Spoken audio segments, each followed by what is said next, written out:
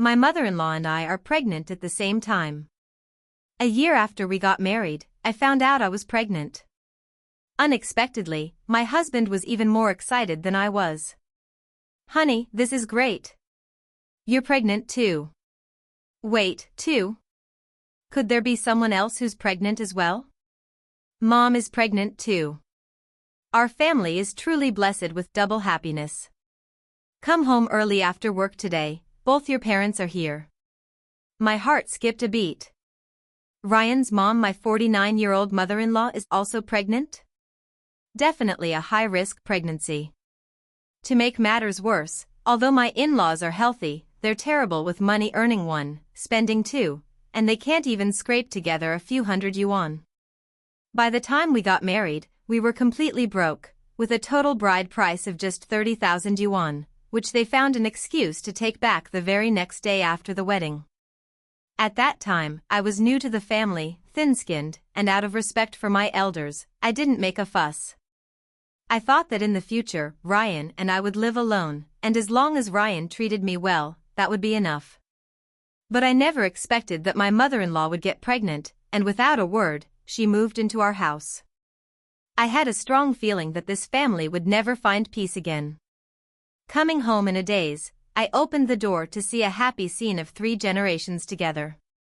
My mother-in-law was sitting on the sofa, eating cherries, something I usually couldn't bear to buy for myself. Ryan was crouched on the floor, picking out the seeds his mom had spit out. Meanwhile, Grandpa was standing nearby, watching Grandma with a beaming smile.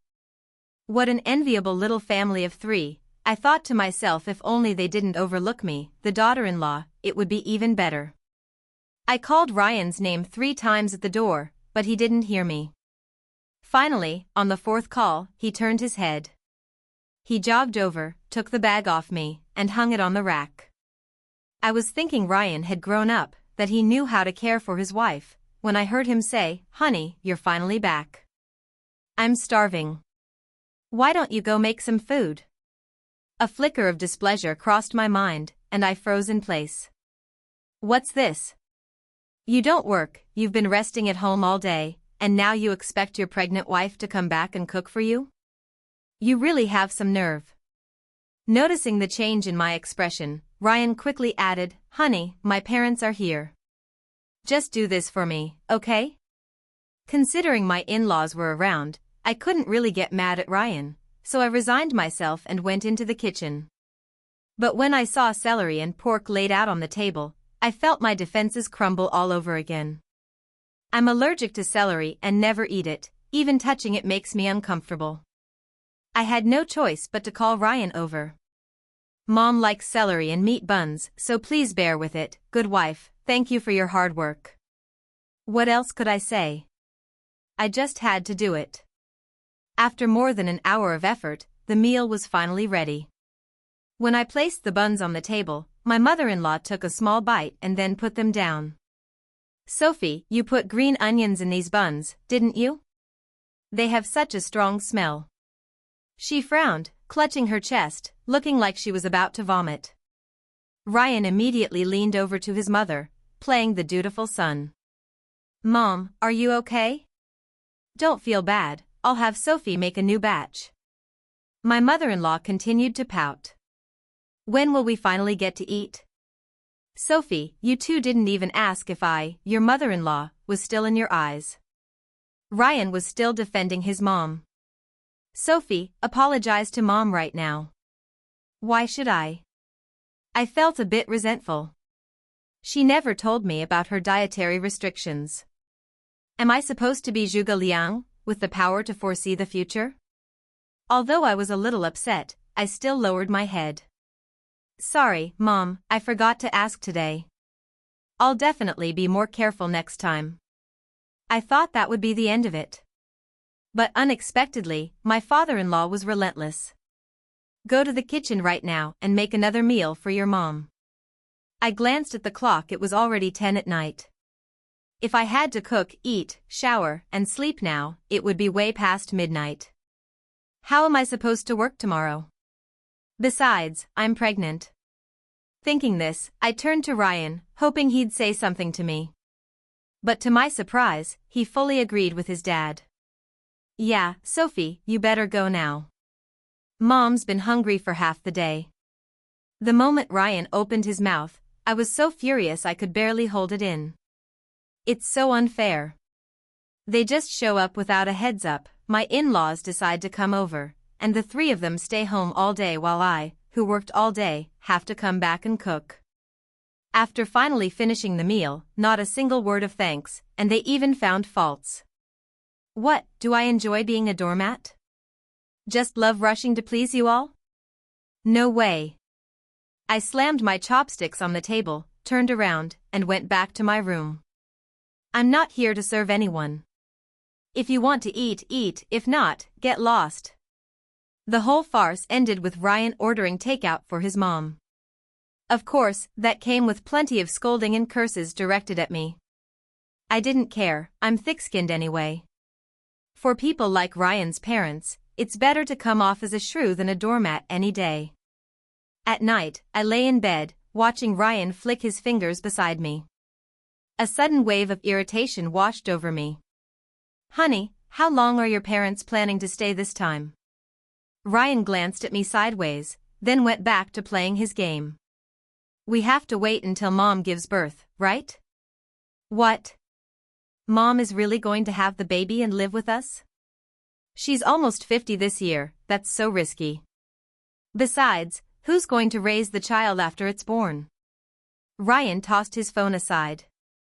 Sophie, why are you being so unreasonable? Ever since my parents arrived today, you've been complaining non-stop. What, do you look down on my parents or something? Seeing Ryan acting foolish, I refused to indulge him. I'm unreasonable?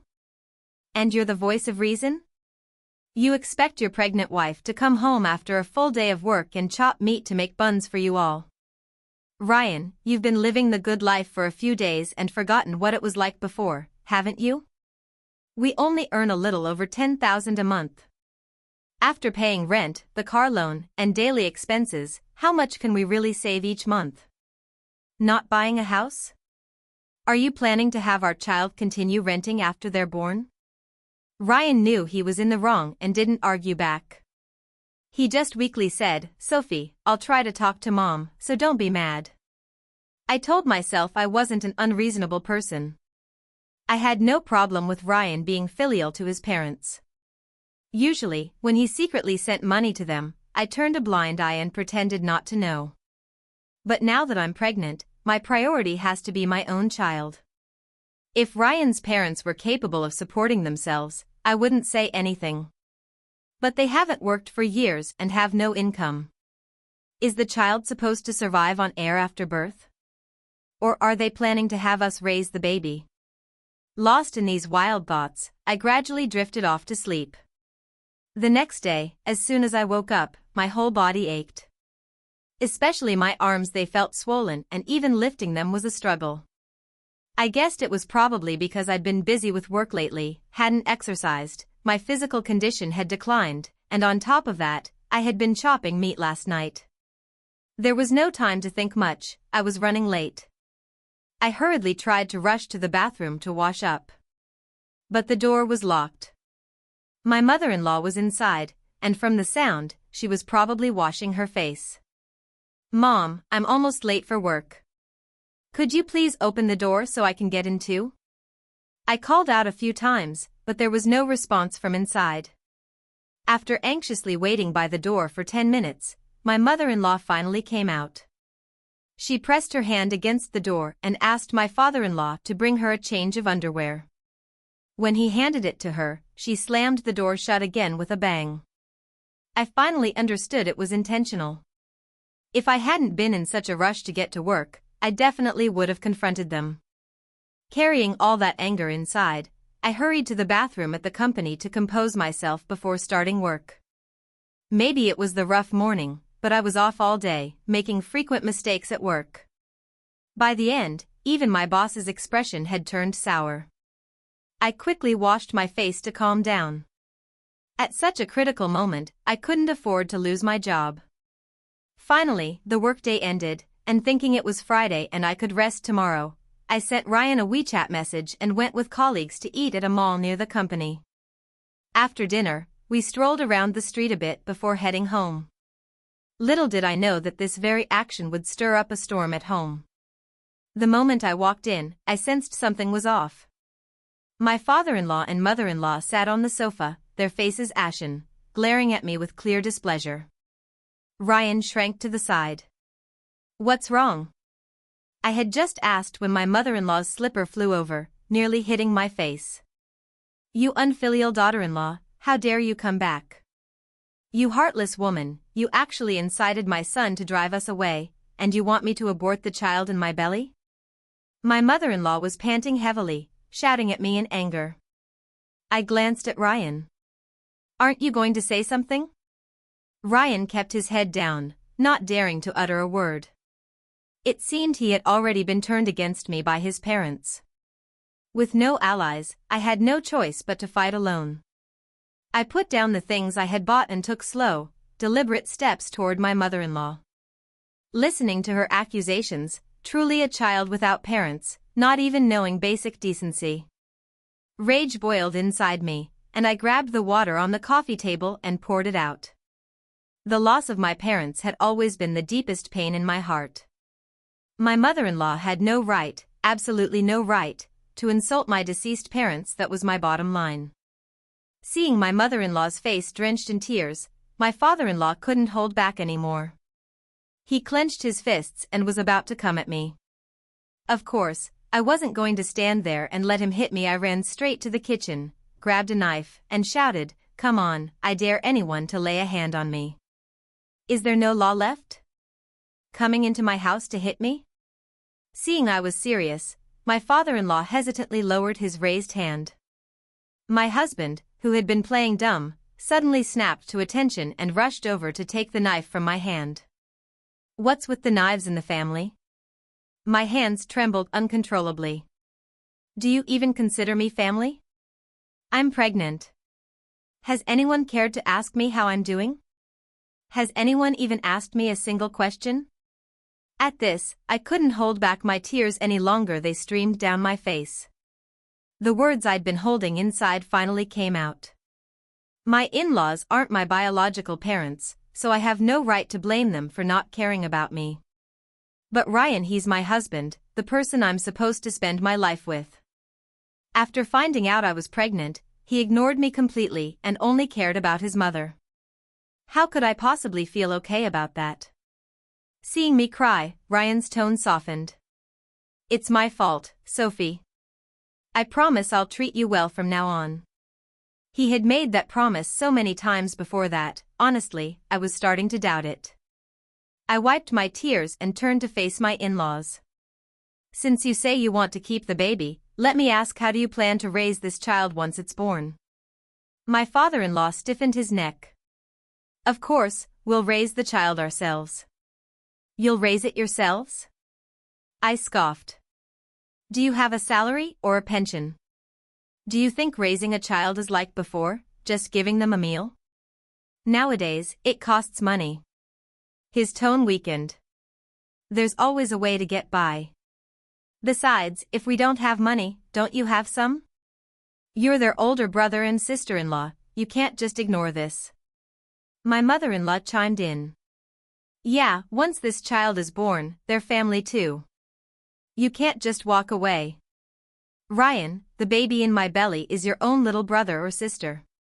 It means Ryan has to take care of it." Honestly, I was about to blow a fuse, and of course, my mother-in-law kept nagging. "Ryan, the doctor said the baby in my belly is developing well, it's just that my nutrition is a bit lacking." The implication was clear. Even if she didn't say it, I understood. After tonight's ordeal, I could see that the baby in my mother-in-law's womb absolutely had to be born. "Mom, Dad, you probably already know Ryan has been unemployed for 2 months now.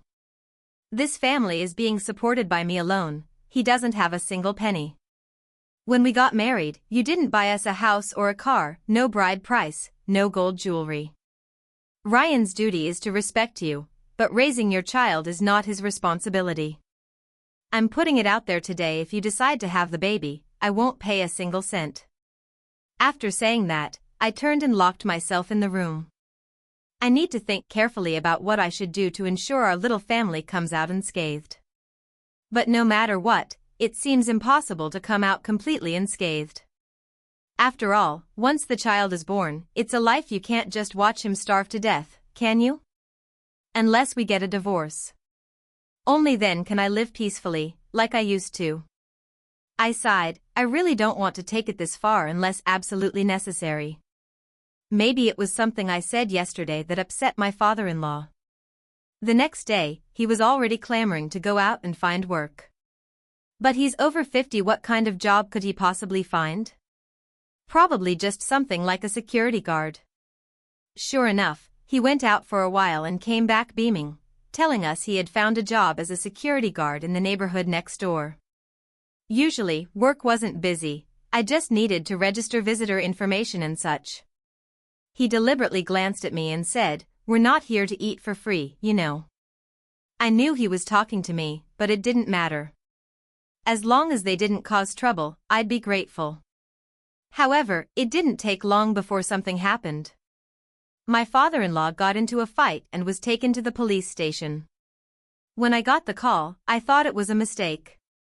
Wasn't my father-in-law at work? How did he end up detained for no reason?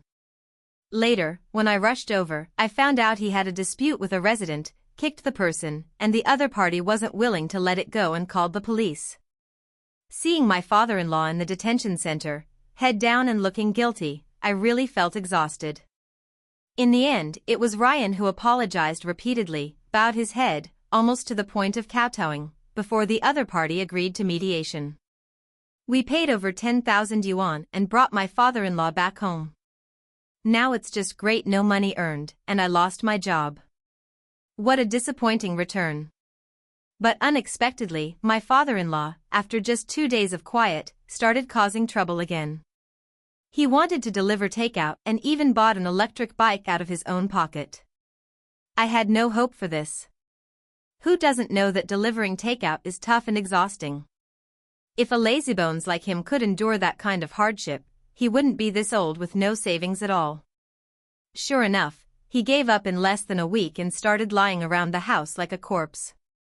It was summer, hot and stifling. My father-in-law and mother-in-law didn't seem to care about keeping things discreet. Every day they were in the living room watching TV. Several times I left the house, saw this scene, and came back again.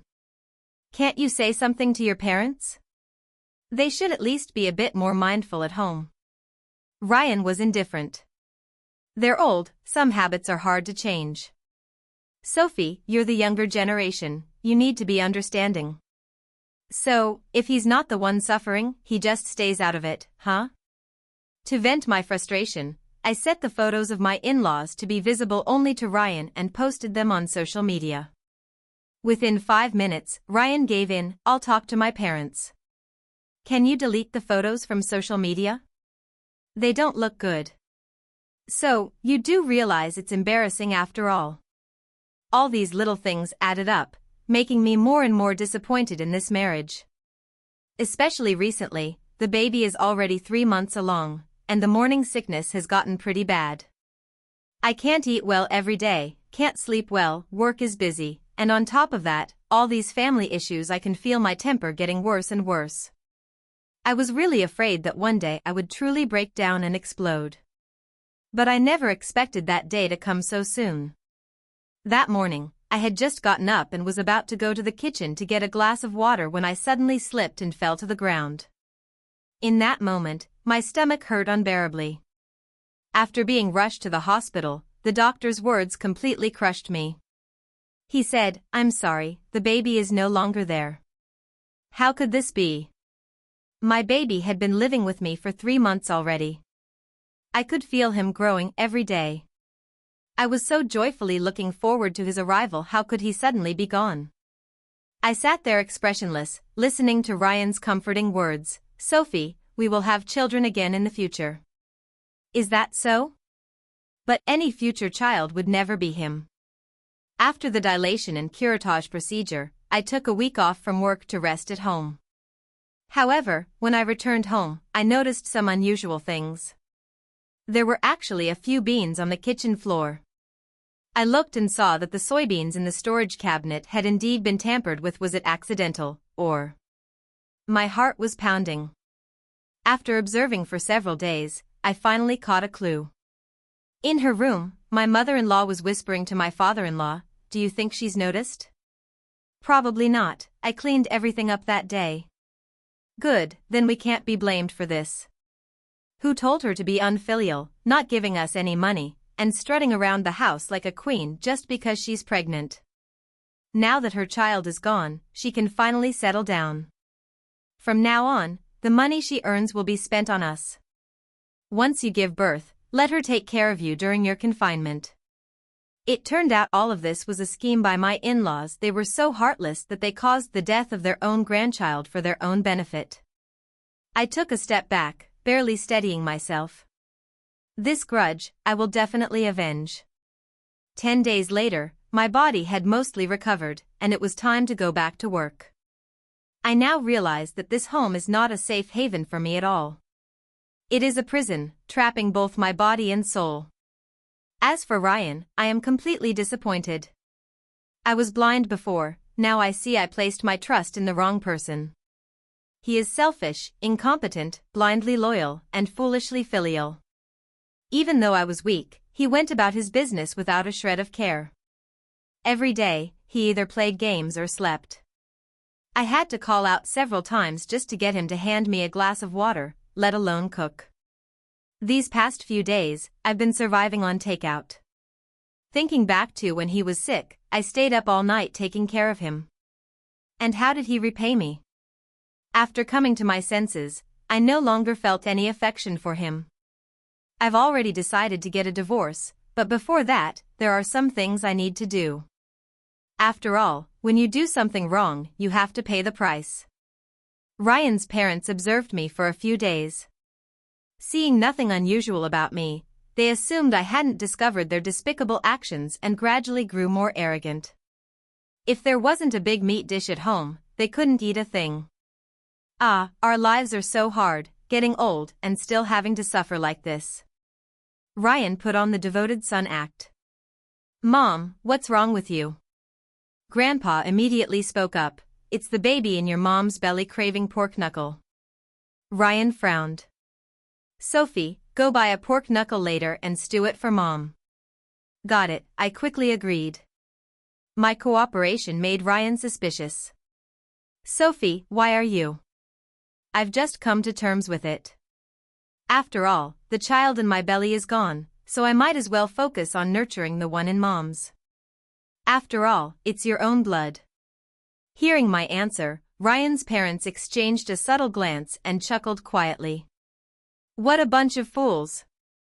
After work, I went to the supermarket and bought a pork knuckle and some large cuts of meat. When I got home, I stewed them with all kinds of seasonings for a full 2 hours until the knuckle was falling apart. The rich aroma filled the entire room. As expected, my mother-in-law couldn't resist and ate 3 big bowls of rice. After finishing, she leisurely sprawled in her chair, rubbing her round, swollen belly, and sighed contentedly. Seeing this, I immediately said, "Mom, if you want to eat, I'll cook for you again next time." Ryan's mom smiled brightly and said, "Great, then next time I want pig's trotters." "Sure," I replied. That's how we kept going, and after 2 months, Ryan's parents had both gained a lot of weight. Especially Ryan's mom, whose face had swollen up like a steamed bun. Although the doctor had warned her that she was older and already had high blood pressure, so she shouldn't overindulge or it could cause problems, she didn't care. She still bossed me around, ordering me to cook all kinds of delicious food for her. Of course, I agreed. After all, it wasn't me who was uncomfortable. And I wasn't about to let Ryan off the hook either.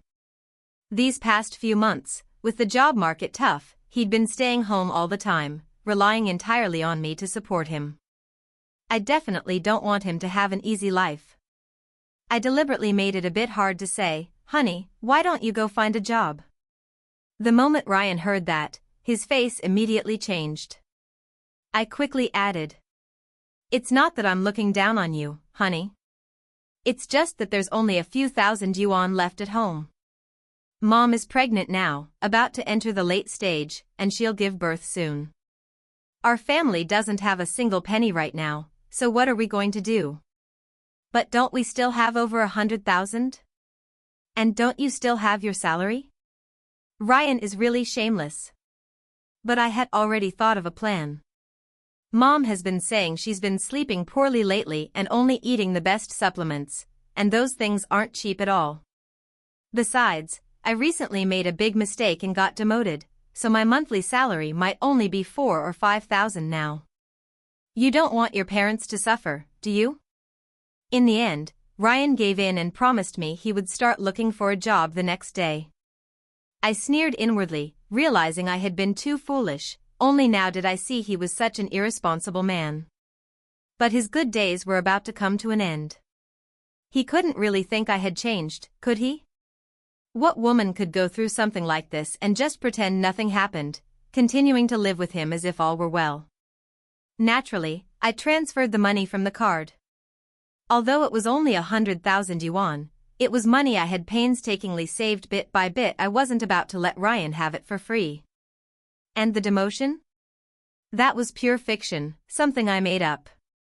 I wanted him to understand the pain of having to pay for my sake. A few days later, Ryan found a job as a real estate agent at a company near our home. Although the base salary wasn't high, the job was flexible and didn't require sitting at a desk, which perfectly suited Ryan's love for slacking off. So the next day, he went to work. Meanwhile, the baby in my mother-in-law's belly was already 6 months along. Because of her age and poor health, she had recently started waking up frequently at night. Sometimes, leg cramps kept her awake the entire night. I was happy inside but wore my worries on my face. All I could do was cook delicious food every day to comfort her wounded spirit. She's now about 1.5 meters tall and weighs 180 kg. It looked quite frightening. The doctor said that if things continued like this, the consequences could be severe, possibly a tragedy involving both mother and child. Probably out of fear, Ryan's mother held back for a few days, but it only lasted a few days at most. Actually, during this time, I also considered whether I should just let go, get a divorce, and live my own life. But after much thought, I decided I couldn't. First, I couldn't let go of the hatred in my heart, and second, I didn't think Ryan would easily agree to a divorce. It would inevitably drag on for a long time. So I came up with another plan. Ryan had been coming home very late lately, and he often quietly replied to messages in the bathroom. Every time I approached, he would instinctively switch screens and sneak a glance at me. My intuition told me something was definitely going on. Sure enough, while he was asleep, I unlocked his phone. At the top was a chat history with a girl. They had been chatting for months, calling each other husband and wife, and to make meeting up easier, that girl had even recently started working at Ryan's company. Looking at the disgusting chat logs on the social app, I felt a wave of nausea. So, while I was out working hard to earn money, my husband was using my money to date other women. What a joke. I don't know if it's because I've already given up on Ryan, but after seeing this message, I didn't feel a bit sad. While Ryan was asleep, I took screenshots and sent them to myself, then deleted the records. It's like sleepiness handing me a pillow. This evidence came at just the right time. Anyway, Ryan is working now, so when the money runs out, I'll just ask him for more. His mother is about to reach her due date, who knows when she'll give birth. I have to prepare properly. All the baby clothes have to be the best, and I bought 10 sets at once. For diapers, I bought the most expensive ones. The stroller has to be a brand name. What's a couple thousand more? I bought it. When we got home, Ryan looked at the stuff on the floor, a flicker of pain crossing his face. Why did you buy so many things? He picked up the receipt and looked at it, then exclaimed exaggeratedly, "What kind of car is this? So expensive." I put on a stern face. These are all necessities. But you don't have to buy such good ones. Aren't a few 100 yuan ones just as useful? How can they be the same? Of course, brand names are better. Are you feeling stingy? I shifted the topic, or are you reluctant to spend money on mom? Just then, my mother-in-law was in the living room, holding her belly and drinking water. Ryan, how can you be so selfish? You're reluctant to spend money on your mom, but you're better with Sophie. She knows how to care for me. Ryan awkwardly waved his hand. No, how could I be reluctant to spend money on mom? Though he said that, I could see his teeth were clenched so hard they looked like they might shatter. I sneaked a smile. This is just the beginning, you'll have plenty more troubles ahead. Time quickly passed to a month later, and my mother-in-law was about to give birth. As soon as Ryan's mom went into labor, she was rushed to the hospital.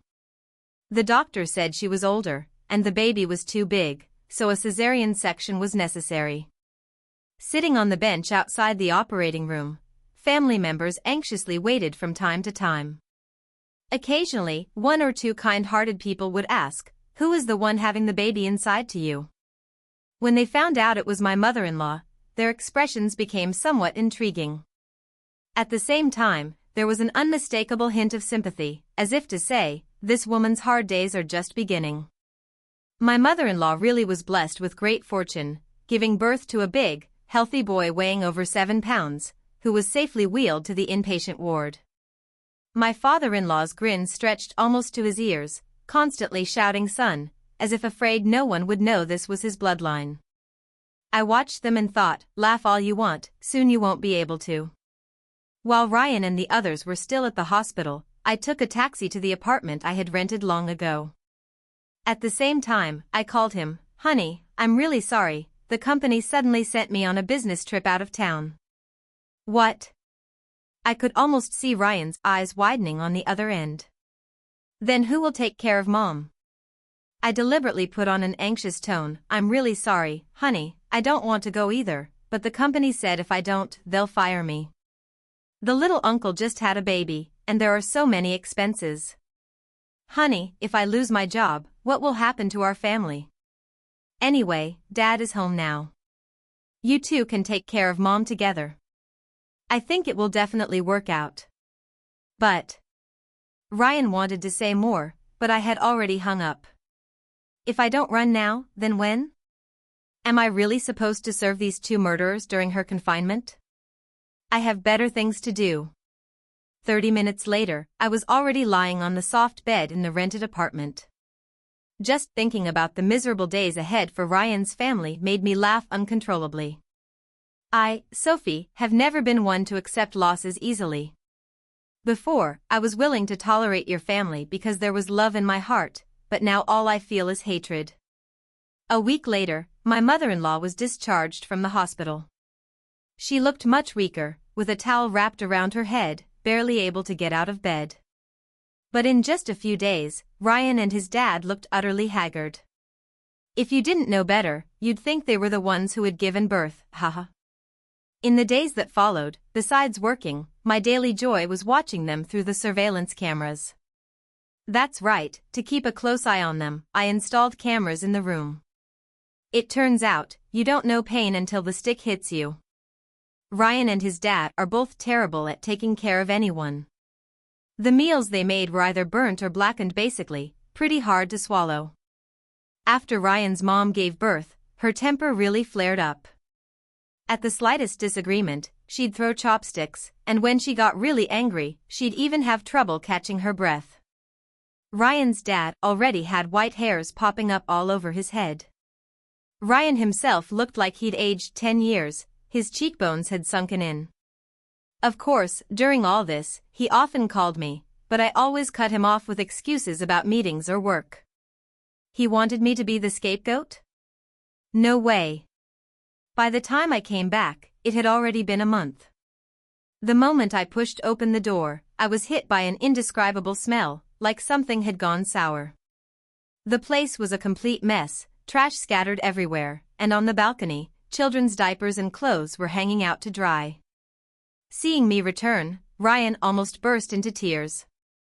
"Sophie, you finally came back." "Ryan, I paused for a moment. What happened to you? You've changed so much, I barely recognize you. He awkwardly scratched his stubble with one hand. Ocean has been crying all night. Ocean is the boy Ryan's mother gave birth to. Well, now that you're back, you can take Ocean to bed tonight. Ha, as if I'm some free babysitter. If I hadn't seen from the surveillance that my mother-in-law was on the brink, do you think I would have come back? I ignored him and went straight to put my suitcase in the room. Then I rushed to my mother-in-law's room. Mom, are you okay? Hearing my voice, she suddenly opened her eyes wide. Sophie, you're back. You finally came back. Hurry and make me something to eat. Your dad and Ryan's cooking is terrible. I've been starving and losing weight all this time. Sure. Looking at my mother-in-law's gaunt face, I agreed readily. But before I could finish cooking, something happened to her. This time she wasn't so lucky. She had a stroke and passed away before even reaching the hospital. We could only drive her body back. Ryan and his dad looked bewildered. How could someone perfectly fine just suddenly be gone? It's you who killed Mom. I shouted loudly. I went to Mom's room back then, and she told me it was all because you didn't take good care of her, often letting her go without food, which caused her health problems. You two are murderers. I pointed straight at them, and at that moment, my brother-in-law also burst into tears. A trace of fear appeared on Ryan's face. No, it wasn't me. I really didn't mean to withhold food from Mom. It's just that Mom didn't like the meals I cooked. I didn't listen to any of that. I grabbed my suitcase from the bedroom and walked out of the house. Once outside, I laughed out loud, laughing until tears streamed down my face. The villains finally got their comeuppance. If only my child were still here. A week after my mother-in-law's cremation, I officially asked Ryan for a divorce. He still didn't understand what was happening, his eyes wide open. Sophie, why? We were living well, why suddenly ask for a divorce? I looked at his innocent expression and sneered in my heart, you think it's all fine, don't you? Ryan, I've had enough of you a long time ago. You killed your own child, Ryan, you really have a cold heart. That's right, Ryan was partly responsible for the death of the child in my womb. At first, I foolishly thought it was all a conspiracy by his parents. Later, I realized it happened with his tacit approval. In that moment, I even had the urge to kill him. Ryan started to panic. Sophie, it's not my fault, it was all my parents' idea, I just had no choice. I cut off Ryan's excuse, don't say it, it's pointless. I slammed the divorce agreement on him. I advise you to sign it as soon as possible. Naturally, Ryan refused. He was unemployed now, with no income, living off credit cards. Without my support, everyone knows how miserable his life would be. Moreover, he not only has himself now, but also his lazy father and his newborn baby brother. He's probably going to be stuck in this situation for life. At first, he would still beg me, send me texts, expressing how much he missed me. Later on, maybe because he lost hope, or perhaps because the child was tormenting him terribly, he started cursing like a sailor. Sophie, you bitch, still want a divorce? I'll drag you down with me. My dad was right, you've had someone else on your mind for a long time, you've got a lover on the side, haven't you? Reading those messages, I felt nothing at all. Until Ryan started insulting the child in my belly, calling it some bastard of unknown origin. The quickest and cruelest way to slander a woman is to spread rumors about her. This has been true throughout history. I decided to settle this quickly. I found the woman Ryan was cheating with. I offered her some conditions to have her help me put on a show. With her assistance, Ryan paid much less attention to me. Finally, after a month, Ryan agreed to my divorce request, but on the condition that I pay him 30,000 yuan. Of course, I refused. Now he was more anxious than I was. Vivian, that woman on the side, was now pressuring him to divorce, and she promised that as long as they got married, she would willingly help him raise the child. Ryan has this inexplicable confidence, always thinking everyone loves him. So this time, he believed it was his charm that won out, not realizing it was all my scheme. Soon, he couldn't withstand the pressure from the other side and compromised, going with me to the Civil Affairs Bureau to get the receipt. A month later, we went back to the bureau to collect the divorce certificate. Looking at the little red book in my hand, I burst into a smile. Then I sent Vivian a WeChat message, telling her she could make her move now.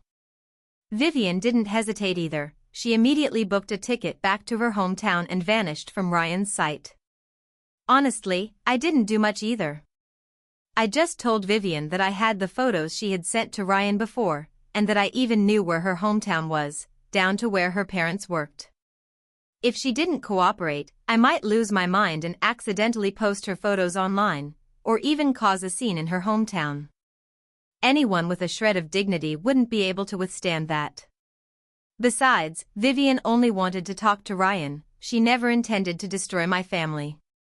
A few days after everything happened, Ryan seemed to finally realize he had been deceived. He didn't blame me for it, though. Instead, he thought Vivian had tricked him. He even posted missing person notices on social media. Naturally, no one paid any attention. That idiot's so careless. He'd been cheating with a woman for almost a year and didn't even know exactly where her hometown was. If he wasn't the one being fooled, then who was? But none of this had anything to do with me anymore. Every day, I immersed myself in work, trying to numb myself with busyness. Yet, the peaceful life didn't last long. Ryan actually showed up at my workplace holding the baby, causing a scene at the entrance, accusing me of abandoning my wife and child, and demanding justice from the company. To minimize the disruption, the company had no choice but to bring him into the office to confront me face to face. He looked very thin now, his clothes hanging loosely on him. He was still holding my little brother-in-law, looking rather pitiful. The boss was a woman, and she seemed somewhat sympathetic. Ryan cooperated fully, tearfully recounting his tragic fate, and by the end, he was almost choking back sobs. It was clear he truly felt he was suffering. But what did that have to do with me? We're already divorced. Don't you have a heart, Sophie? I was wrong. Please come back. We're all waiting for you. The leader's saintly heart overflowed. Yes, Sophie. Considering the child is still so young, you should go back. After all, that's your own. The female leader's mouth twitched suddenly. No, Sophie, when did you have a child? How come I didn't know about it? Leader, you've misunderstood. That's not my son, it's my younger brother-in-law. Ah, the leader's face turned a bit awkward, as if she had swallowed a fly, caught in between. She withdrew her previous kindness toward Ryan. This is outrageous. Your in-laws basically gave birth to a child for you. I even thought they were being pitiful. Sophie, you did the right thing running away. Seeing the leader's change in attitude, Ryan began to argue stubbornly, once we raise Ocean, he'll definitely be filial to us. The female leader made a call, directly summoned the security guard, and kicked Ryan out. Later, Ryan came to cause trouble a few more times. Although everyone knew I wasn't at fault, no one could stand such a commotion. To avoid affecting everyone, I painfully submitted my resignation. Honestly, I was a bit reluctant to leave. Although the leader was strict at times, I had been with the company for 3 years, knew the business inside out, and the salary was decent. Leaving so suddenly really made me feel a bit wistful. What I didn't expect was that the leader refused to accept my resignation and said that if it was because of this matter, I could be transferred to another location to support a new project. Later, if I wanted to come back, I could return. After thinking it over for a day, I agreed. So I packed my bags and went to the other city. Since it was a newly developed market, internal management was somewhat chaotic. After I started, I streamlined the SOPs for the positions and secured several major clients, finally establishing a firm foothold. By this time, it had been almost half a year since my divorce. The previous landlord suddenly sent me a message, "Sophie, your ex-husband and his dad have already moved out. I heard they went back to their hometown." This landlord lady is about my age, and we got along pretty well. When I left, she even seemed a bit regretful. After some inquiry, I found out that Ryan probably went back to the county town. They simply couldn't afford the rent anymore. After I left, Ryan struggled on for a while, but eventually, with no money left, he had to go out to work, leaving the child in his dad's care. But his dad was unreliable. Either he dropped the child or scalded him. After watching over the child for a few days, he would lie in bed, sighing deeply, lamenting how hard his life was. At his age, all for the sake of this child, he couldn't sleep a wink every night. There was no other way. Ryan couldn't stand his dad's nagging anymore and quit his job again. He started borrowing money online to get by. Until last Sunday, when his financial chain completely broke and his contacts were exposed. With no other options, he took his dad and brother back to their hometown. Actually, things should have ended there. Ryan was living badly, and that gave me peace of mind. As long as I knew he was miserable, I didn't care about the details of how miserable he was. Anyway, I still have my own life to live. The sun was shining brightly, and watching the sun rise in the east, my heart was filled with confidence. I would definitely be fine.